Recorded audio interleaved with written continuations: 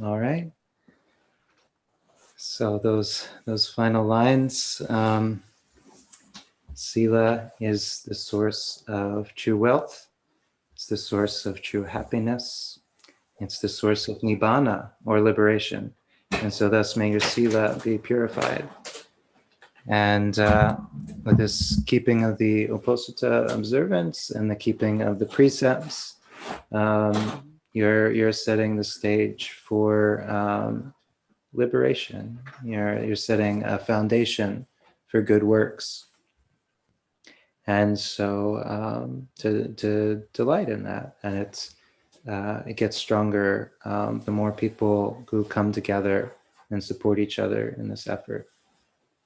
And so welcome to you all online. And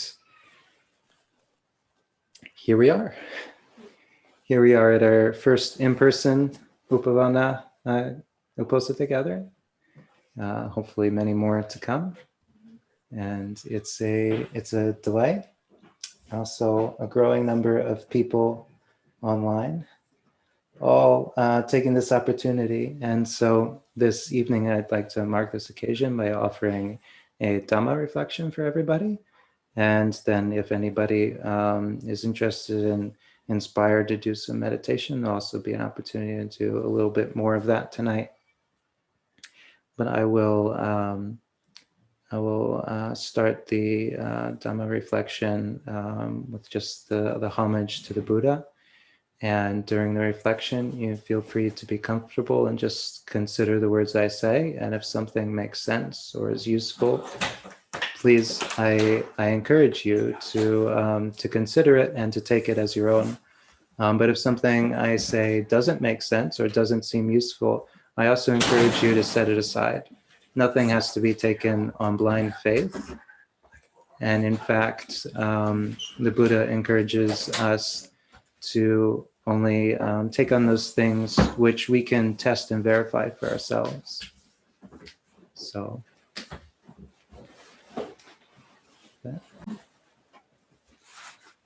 Namo tassa bhagavato arahato samma sambuddhassa.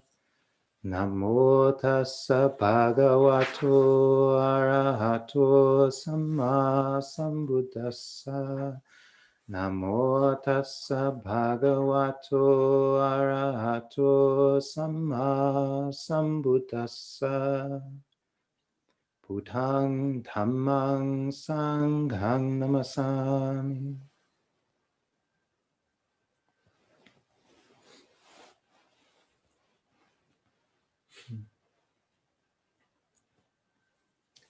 So we've gathered on this evening, and I know there are some very seasoned meditators in the group, and some people who are very familiar with Buddhist terminology. And so I'll be using some terminology, but I will try to explain it as best I can, and also to try to point to the meaning as best I understand it. There are some very important things that we talk about a lot in Buddhist circles that point to the very work that we come to do when we find a place to meditate, we find a group, or we take the time to just to sit and to watch what happens. And there are words Vipassana and Samatha, which are said to be, the essence of our meditation. And so I'd like to talk a bit about these concepts and how they relate to each other. But some of this may not be in ways that you've commonly heard these, but I'd like to explain these in the light of the way that the Buddha referred to these things, because he did not refer to them in the way of the categories that came about later on, but he referred to them in a very living way, and this is to be experienced into. And so this word vipassana is often translated as insight, but it's got a much different actual meaning. So pasana means to see, And say we were to open a bag of of mixed rice and just different kinds of rice, and we were to just look inside, and if we had good enough vision, we would pasana, we would see what was in the bag. But the prefix V means to separate. And so this is a kind of vision which can distinguish differences in things. And this is what we are cultivating in practice. The vision which can distinguish the qualities of things and see them in their true light. And it's as if we opened that bag of mixed rices and we were to look in and we were to see clearly, this is basmati rice, and this is jasmine rice, and this is hill rice, and this is wild rice, and this is brown, and this is white. And in just that way, just knowing, simply seeing and knowing the qualities of things. And this is Vipassana as we practice it. And though Samatha is often given first, and the Buddha often instructed to practice the calming meditation first, many of us in practice, we don't really start to practice until we understand, you get a little taste of Vipassana. We understand why we practice, why we meditate. Because there are many pleasant experiences we can have in meditation, but there's an odd quality to the mind that when it gets happiness, it usually doesn't immediately search for more happiness. It's just happy and content. Instead, it's in relation to difficulty that we find our energy and our inspiration to make changes and to move forward.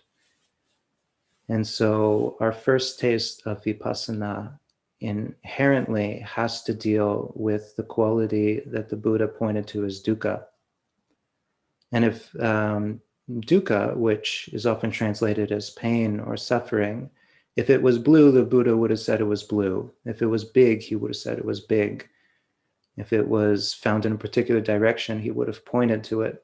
But dukkha is none of these things. It's not a physical experience, nor is it just a mental experience. Dukkha is just that, just experience. It's very complex, just like our reality. The experience of dukkha or suffering involves our entire being. But it can be known nonetheless. We use the word because once you know what dukkha is, then you don't need anything more explained because you want to be free of it. And so there are many ways of approaching this. And dukkha could be approached from the emotional side, or it can be approached from the intellectual side and seeing how our mental processes get derailed. But many teachers will suggest taking on the study of the body and studying the physical aspect of dukkha first, because it is so clear and so present. And how might this work in practice and in looking? Well, say we would take a muscle here in the neck. It's called the sternocleidomastoid. It helps us rotate our head up and down. That's very important, and it's very close to a very central nerve to our sympathetic nervous system. And the reason I point to this, because if you were to just have your hand on your neck as you were to move about the day, you would begin to see dukkha, because when you turn sharply, or something came out in front of you, or even just getting up awkwardly out of a seat when your legs are sore, you would see that sometimes this muscle tenses up and sometimes it stays tense, and that experience is unpleasant. And if you watch closer and you begin to study this, you might see that this aspect of tightening or stagnation or pain is showing up even at times that aren't obvious. Like getting out of a chair shouldn't involve us to have to clench our muscles. It shouldn't involve us to flinch. And yet, if we watch, we will find that we do. We're flinching all the time. And we even, in this world where we operate much at a 45-degree angle down into screens, often our neck muscles are always clenched and always in some sort of disorder. And this is physical dukkha. Now, seeing this is just pasana.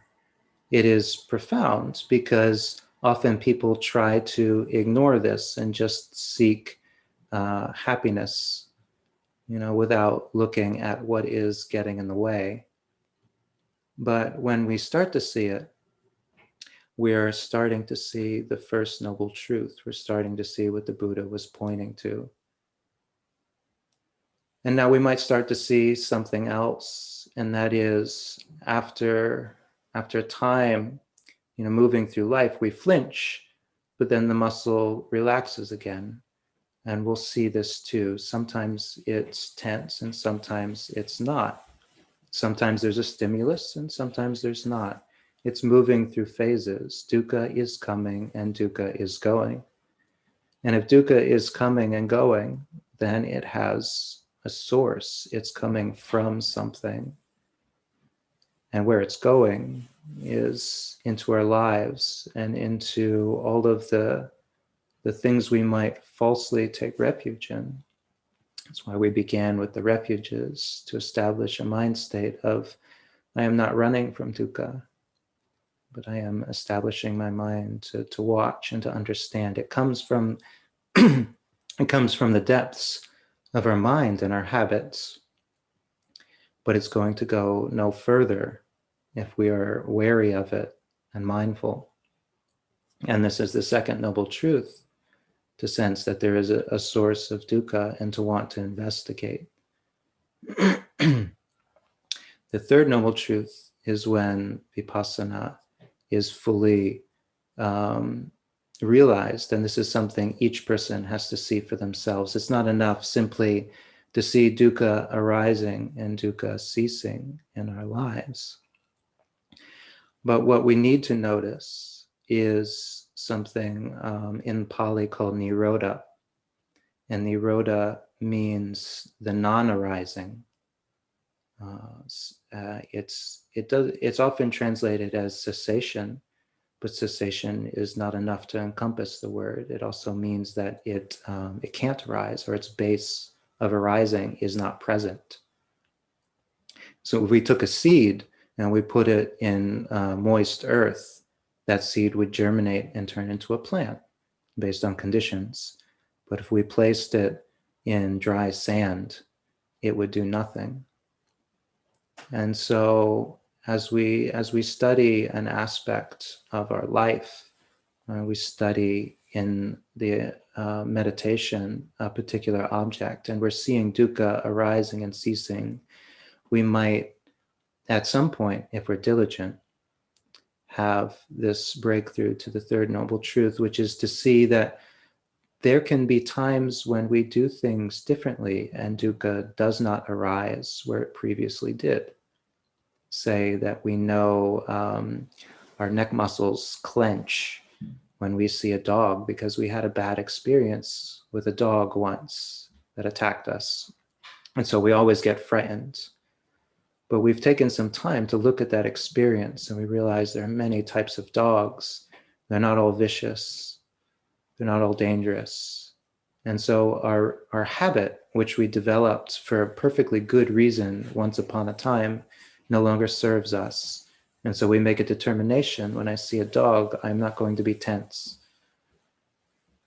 And it takes some effort, but maybe we feel it that one time when a dog comes out and we feel the urge to tense up. But because we feel it, because we know it, because we're mindful in that moment, we don't give in to it. We don't clench up. And dukkha does not arise. Instead, it nirodhas. It has nothing to land on, and it is gone. And at that point, we might start to see that this particular instance has been understood and overcome. And we have power over the mind once again to not have this experience of dukkha. And this is, I say this is an insight because for me, I had been living at the monastery for months when I really saw this for myself, when I really had stopped bouncing from meditation technique to idea, sitting to sitting, when I had finally just stopped and studied my experience as I was on a walking path going back and forth.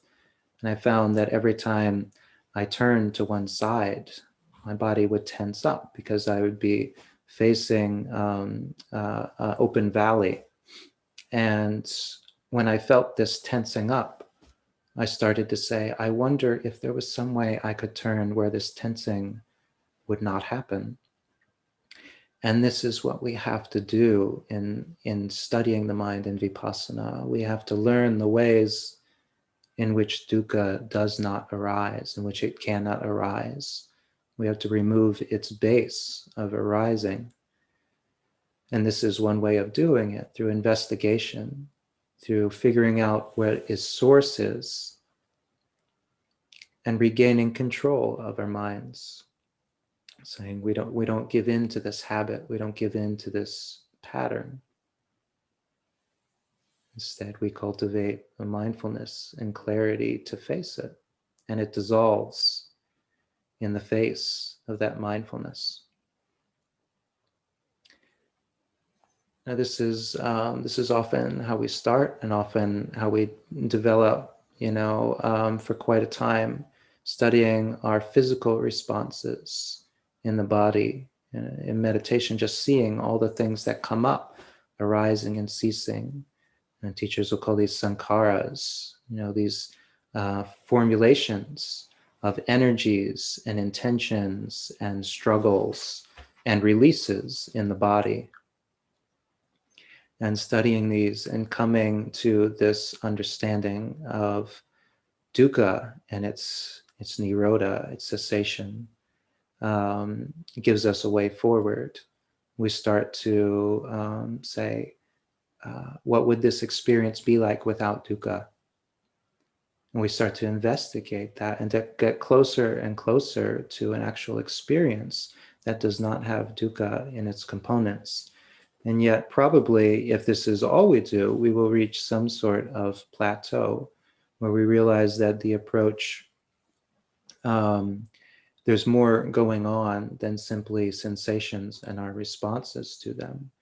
And so while we could carry it out in this arena for a long time, there are ways of reaching for more subtle and powerful forms of vipassana.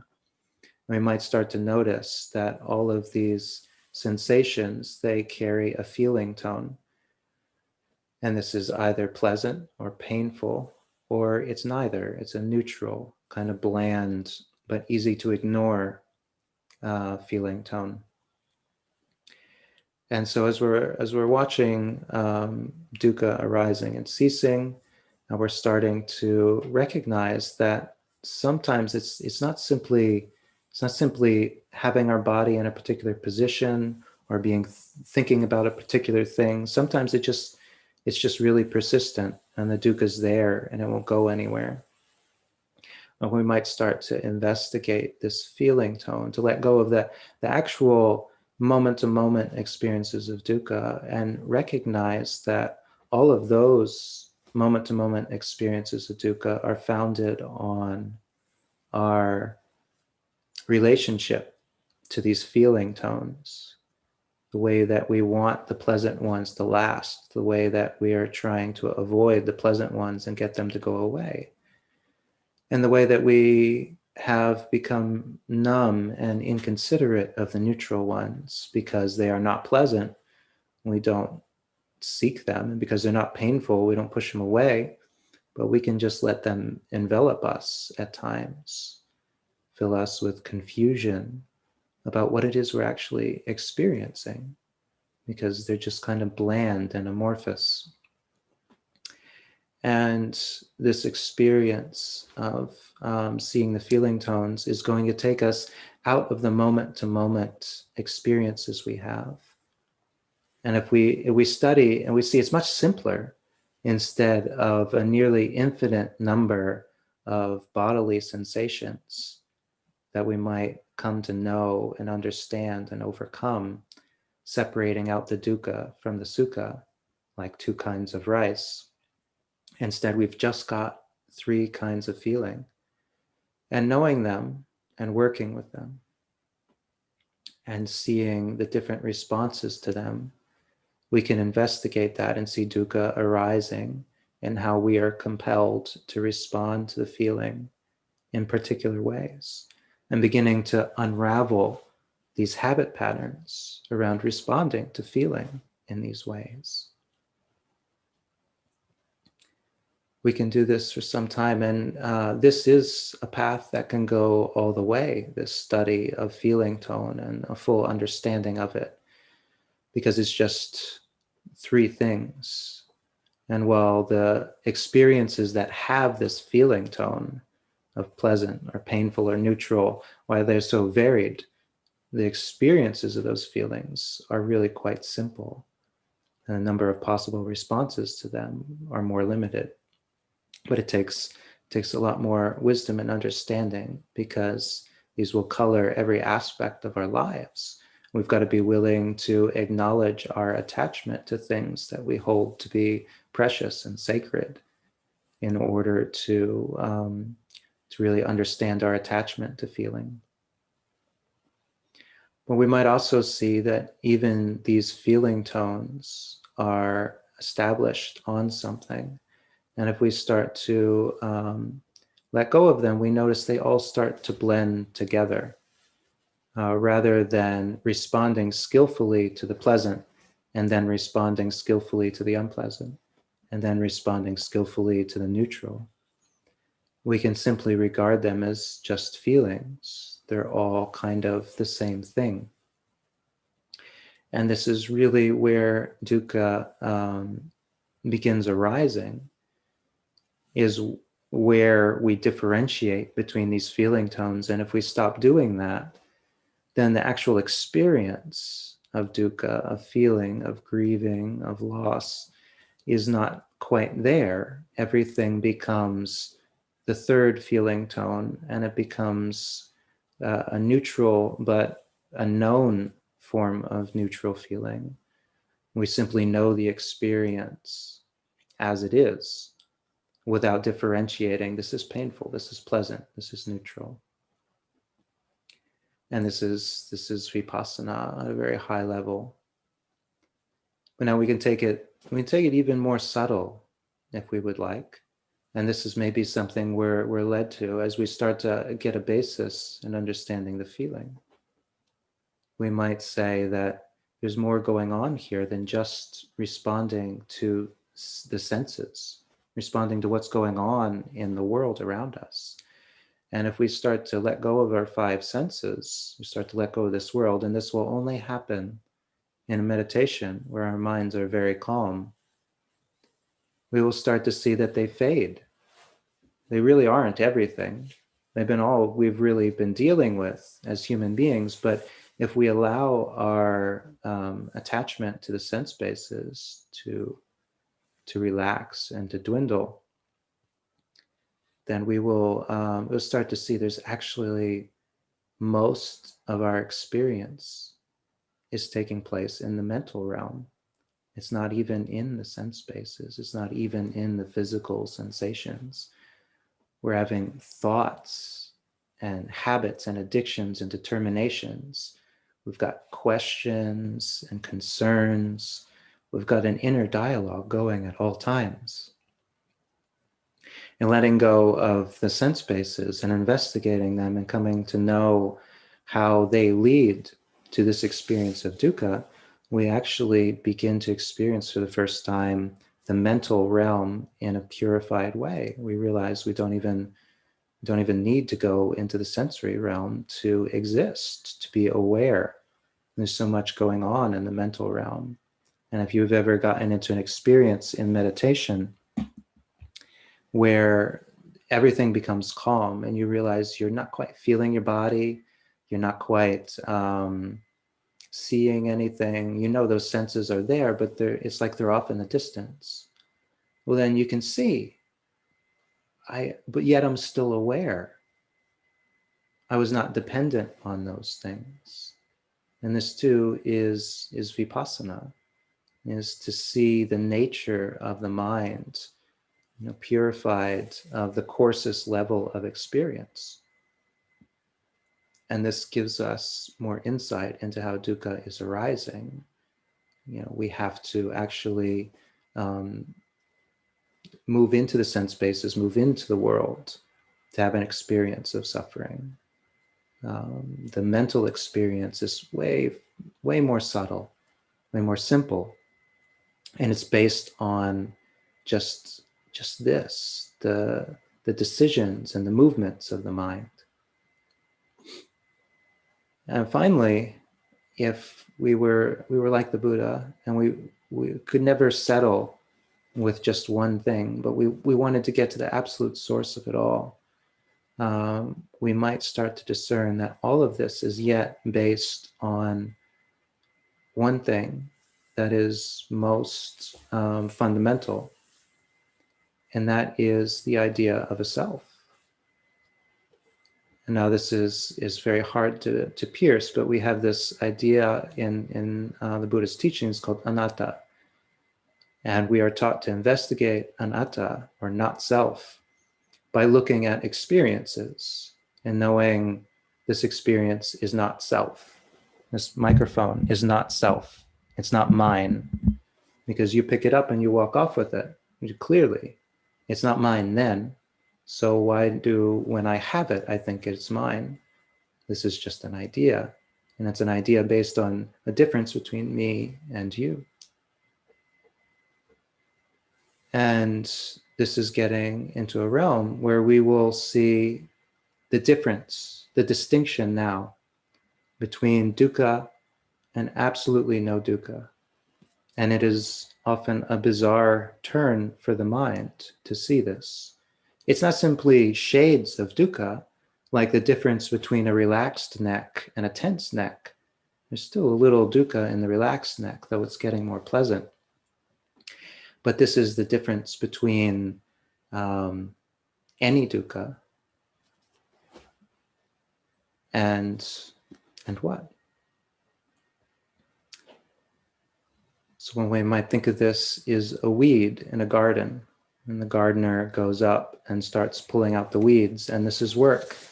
And up until this point, this is the work that we've been doing. We've been turning towards our experience and looking at it and analyzing it and understanding it.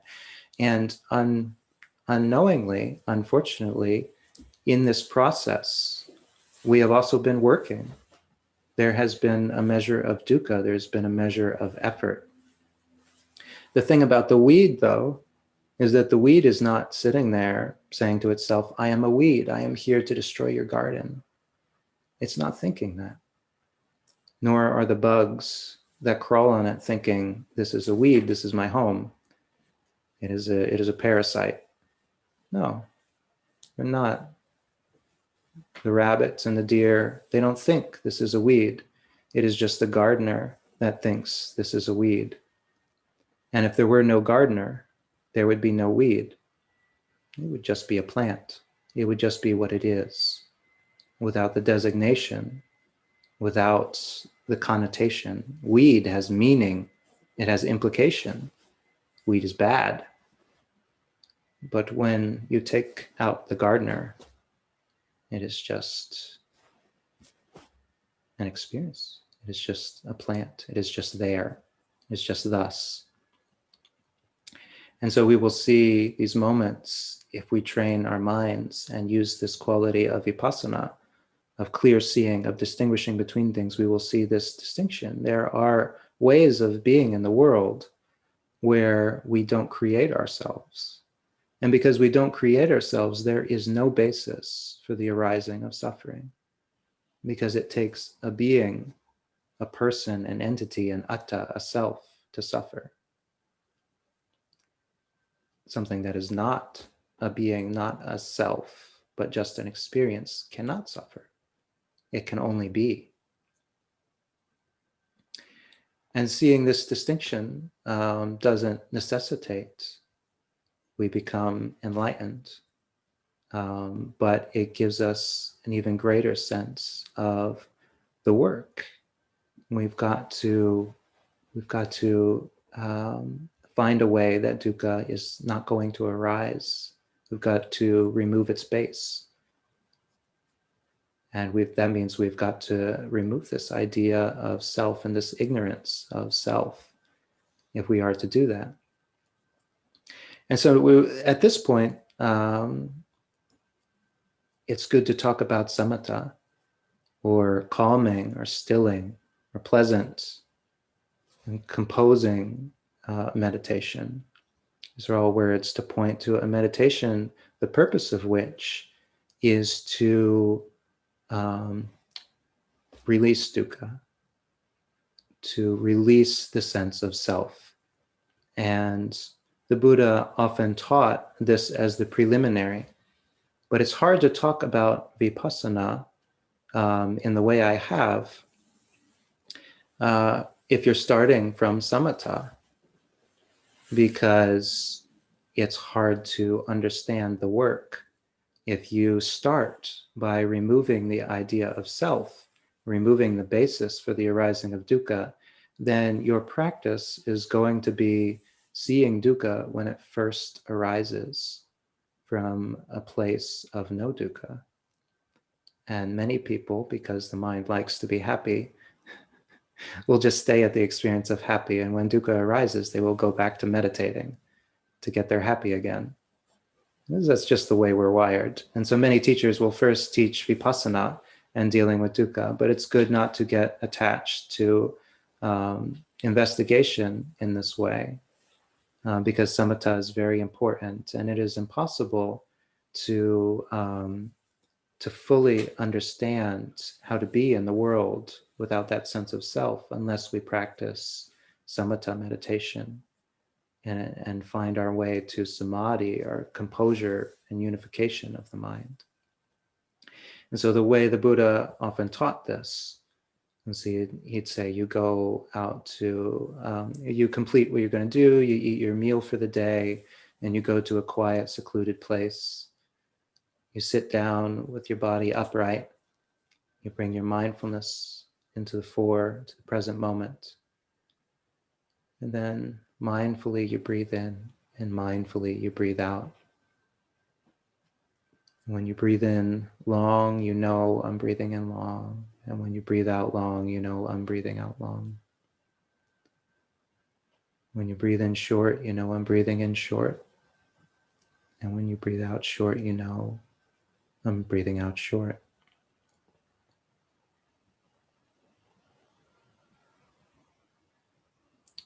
You breathe, experiencing the whole body. You breathe out, experiencing the whole body. And when your body is calm, you breathe in, tranquilizing the body and its sankharas.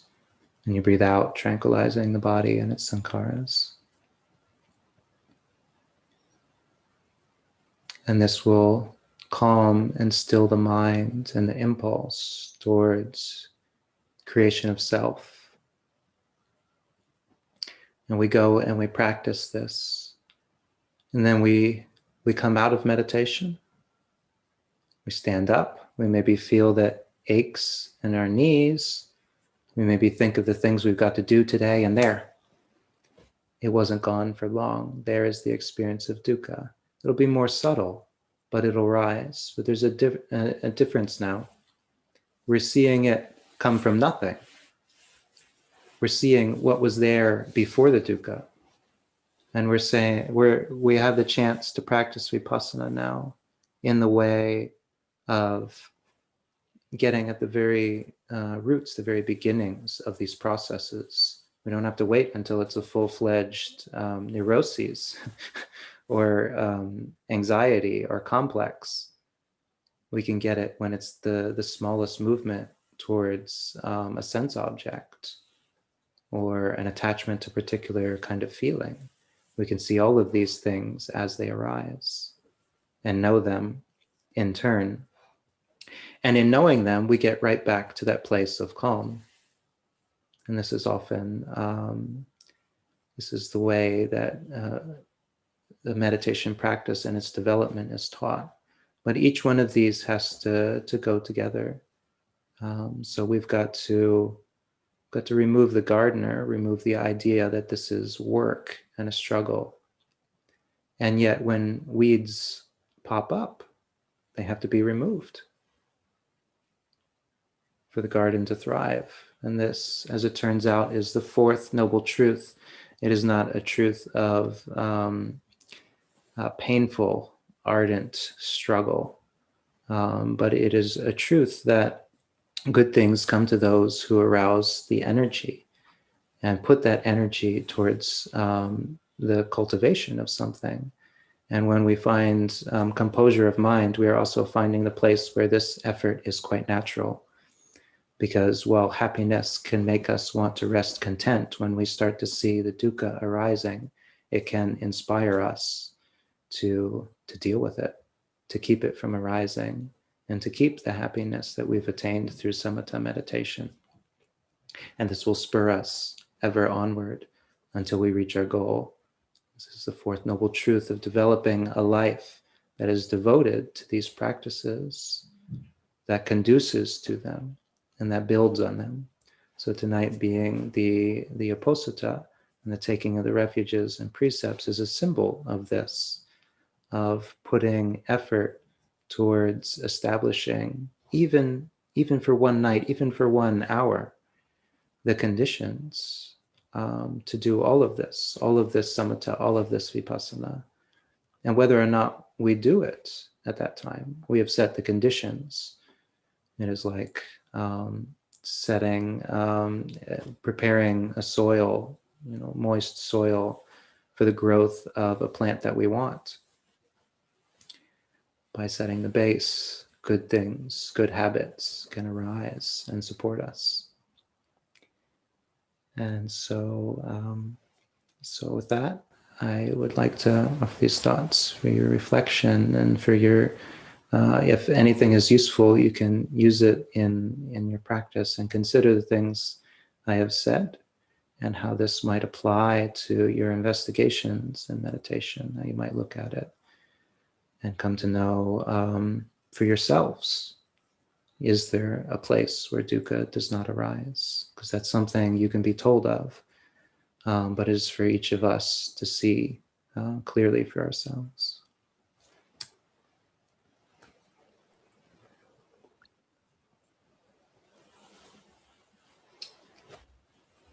Sadhu, sadhu, sadhu.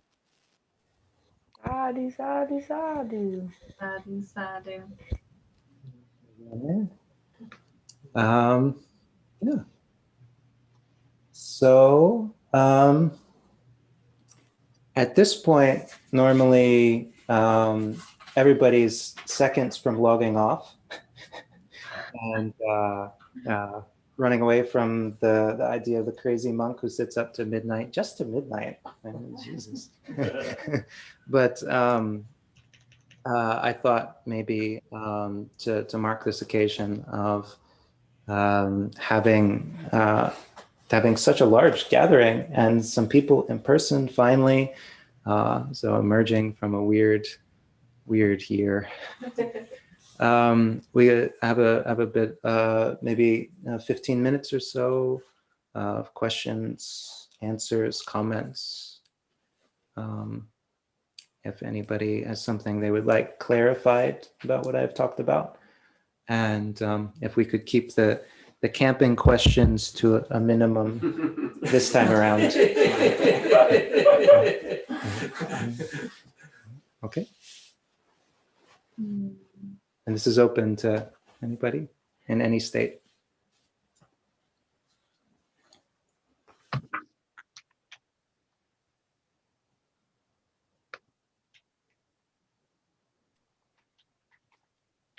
Bante. Yes. When we began our seated meditation before your talk, I think the only instruction you gave, correct me if I'm wrong, was you said meditate. You said let's sit down and meditate, which is simply not disagreeing with anything. Is that what you said? Yeah, because here in Massachusetts, there was a lot of activity, and somebody even crawled in the window in the hallway to avoid coming in between us. It was awesome. But not the awareness that we're developing from the very beginning has to be, it can't be particular. We can't choose our experiences. We won't develop any insight that way. Instead, we've got to look at the experiences that we're actually having. Yes. Yeah. Yeah, no, that was a really succinct way of phrasing it that I think I've never really heard before, and it was just really helpful. I just wanted to make sure I heard you right. That was great. Yeah. Well, I mean, I could have also said don't agree with any experience you have, but that would probably really mess a lot of people up. So let's just keep it positive.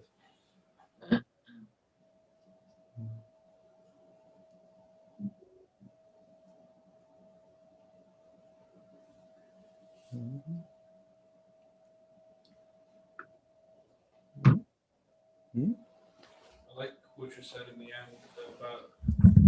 I like what you said in the end about preparing the soil. It implies that every step towards the destination, whatever that may be, regardless of the outcome of that step, whether it is perceived as a success or not success, is important because it's an effort towards whatever the goal is, whatever it is that we're doing, and this pertains not just to meditation, just life in general. That's wonderful. That's very well spoken and very, very profound, because that's, we often gravitate right towards meditation because we have dukkha, we have a lot, and we want to get rid of it, yeah? But it's, this is, I think, the truest form of refuge is when we realize that the aspiration towards awakening, regardless of what our moment-to-moment experience is going to set the stage for awakening. You know, it's taking refuge in the right thing. You know? And the refuges and the precepts and all of this, and coming together and sitting for so long. This is, you know, all of these, regardless of how each day what we get from them, they are setting all the conditions, and they are relieving us of all the past conditions of vegging out in front of the TV and watching our lives just slide on by. You know, this is quite the opposite.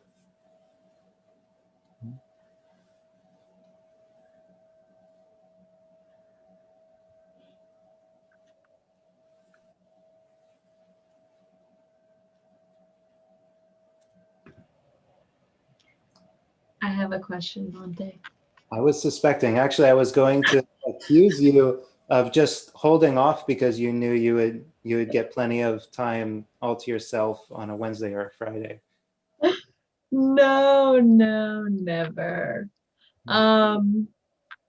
So when you're talking about coming out of meditation and having, my brain is really tired, so I'll try to phrase this right. So when you're talking about coming out of meditation and being able to see the root of your dukkha, so going from the calmness to, okay, now I have to do this and this and this in life. So that's going from cushion to like back to life. But I'm assuming the same thing is possible in being mindful in just daily life if you if you are doing chores or something and you bring yourself to that stillness and you're more mindful while you're doing chores, and then your mind starts going and, oh, I have to do this and that, you can see the before the dukkha and then when the dukkha arises. Is that okay? I just wanted to make sure that I was understanding that right. Yeah, yeah, exactly. Like the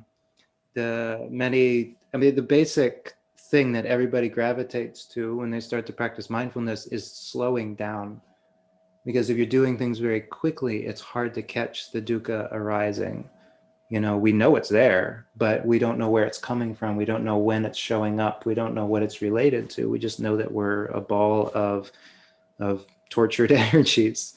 But slowing down is just the coarsest form of increasing the mindfulness. There's also ways of structuring how we go about activities, and mindfulness is really that. It's not that we necessarily change a lot about what we're doing, but we alter our approach to the things.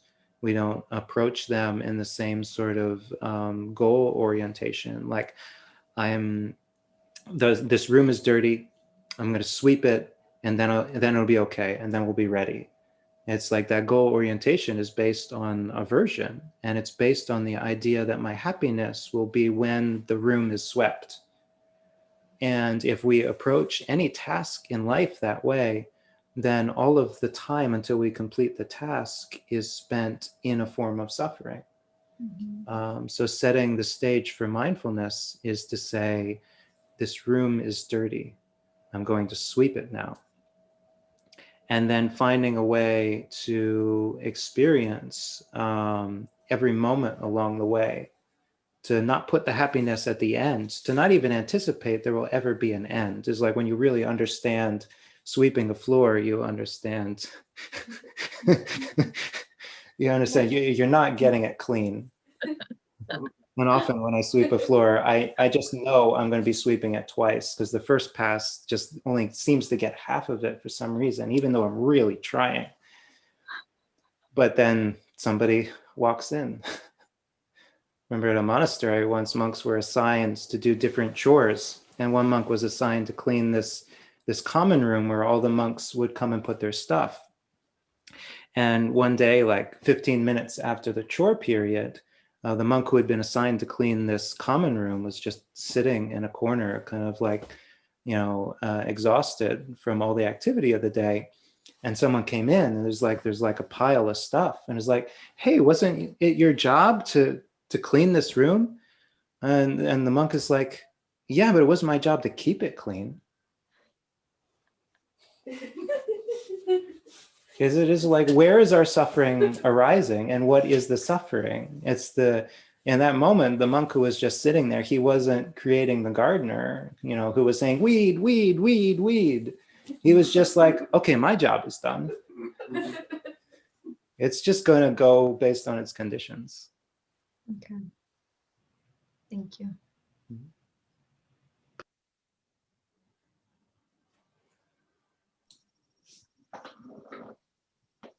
Thank you, Bhante. Wanted to share an experience that I had in meditation this weekend, and that's been really profound for me, and just get your thoughts on it and kind of validate it with you, if I may. I went to the beach with my family and got up early and watched the sunrise, and then meditated on the beach. And there was a moment when I was able to see in some way, to realize, to have like an intuition that samsara is an illusion, and that the true existence there is perfect. And just the words came in my head, it's all okay, just kind of repeated over and over again. And ever since then, especially whenever my mind starts to wander and like planning or escape or whatever, and I realize that it's me trying to like escape what is, and I can bring those words, it's all okay, back, and it restores a kind of mindfulness. And I don't know if that's like an accurate or a true understanding of things, but I just wanted to share that and see what you would say to that. That's fantastic. Yeah, it's a great also just example of like what I was describing. Like at that moment in meditation, you found that place where some sort of dukkha wasn't there, some experience of suffering, be it discontent, or be it goal-oriented thinking, or be it, just pains in the body. Something that previously hurt was not there, and you noticed it. And that's the kind of the beginning of like this understanding of the third noble truth. You were seeing the space between suffering, that suffering which motivates us. You were seeing, there was a gap, and you were actually being motivated by that. Be like I like the gap between suffering. I would kind of like to expand that if I could. I would like to keep this experience. This experience is nice. And so, yeah, translating that back into our lives, we have to remember. I once was trying to talk with a very venerable teacher who lives up in Canada, in Ontario, about this, about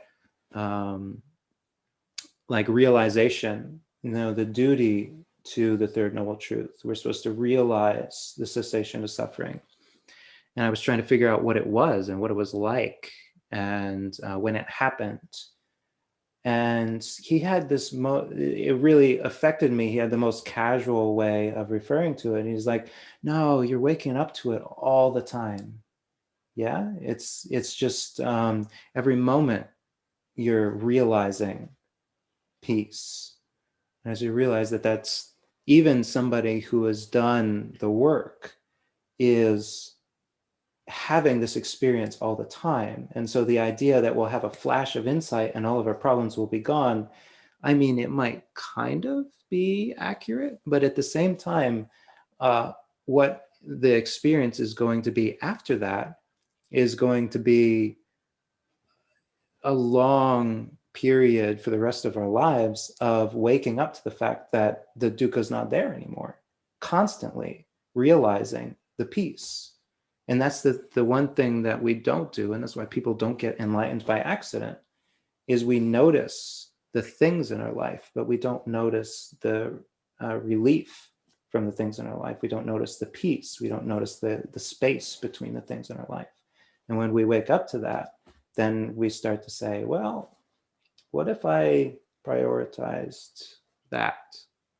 What if I redirected things? I turned the mind around and say, I want more of the peace. And we'll find then that everything is perfect and there is work to do.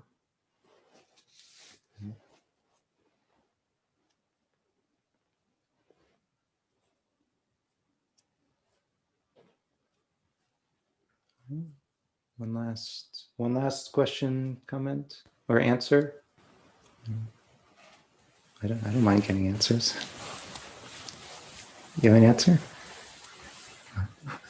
I can have a comment. Yeah.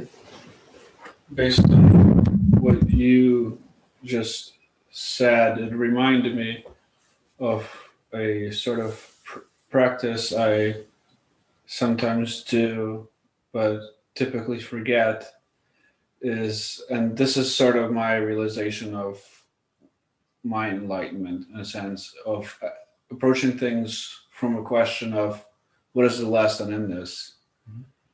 And it tends to be a positive lesson. It could be something as simple, oh my God, look how silly the mind is and all the negativity it is producing. Or it can mean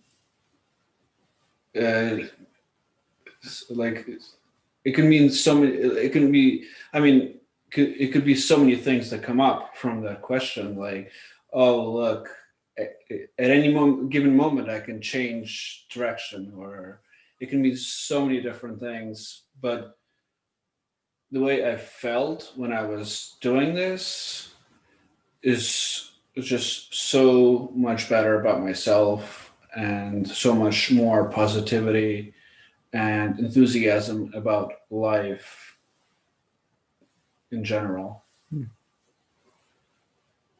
That's great. Yeah, it makes me think of the Buddha's simile of the ocean. He said, just as the whole great big ocean has just one taste, the taste of salt, so all of the Dhamma has just one taste, the taste of liberation. And so it can be all sorts of different experiences that we have of waking up, but it always has that same flavor.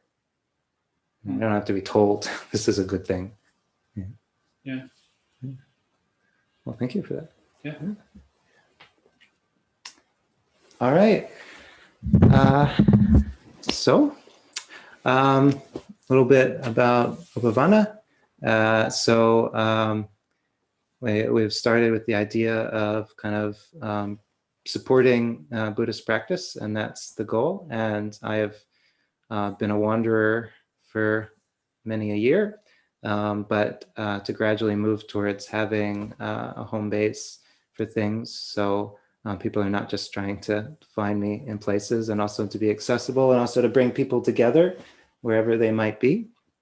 And so this is a first step in that direction.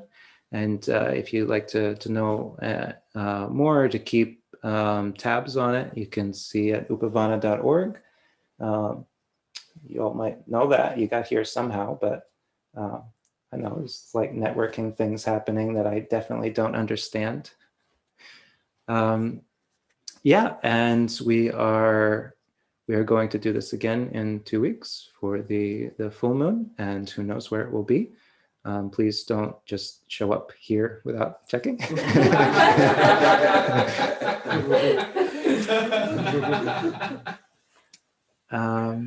And there's also online meditations every Wednesday and Friday. And now that I know how to use this thing for that, I might be able to make sure those keep happening. So you can also, if that supports your practice, those are at 8 p.m. on Wednesday and Fridays. And yeah, so the next 2 hours we have for anybody who would like to, just a chance to meditate together. The Uposatha is often a time to just devote a little bit extra to practice, and even coming and sitting and listening to a Dhamma talk, like you check, you've got it. But if you just wanted to be like, okay, yeah, if I put in a little more meditation, when I got back, I would go straight to bed. I would not go straight to Netflix.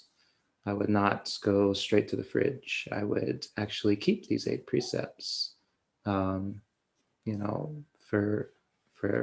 just that much longer, and that would be to my benefit. So even if just for that reason, but it will be informal. And so the way that we usually do it is, if you would like to stay, and you do feel like changing posture, maybe stepping out to walk, you do so on like the half hours. Obviously, that doesn't apply to y'all. You can just mute your video and do whatever you want, really. Then anybody who's here at midnight will just do a quick chant. We won't have a big to-do or anything, but we will have the opportunity to pat ourselves on the back and say sadhu. Yeah.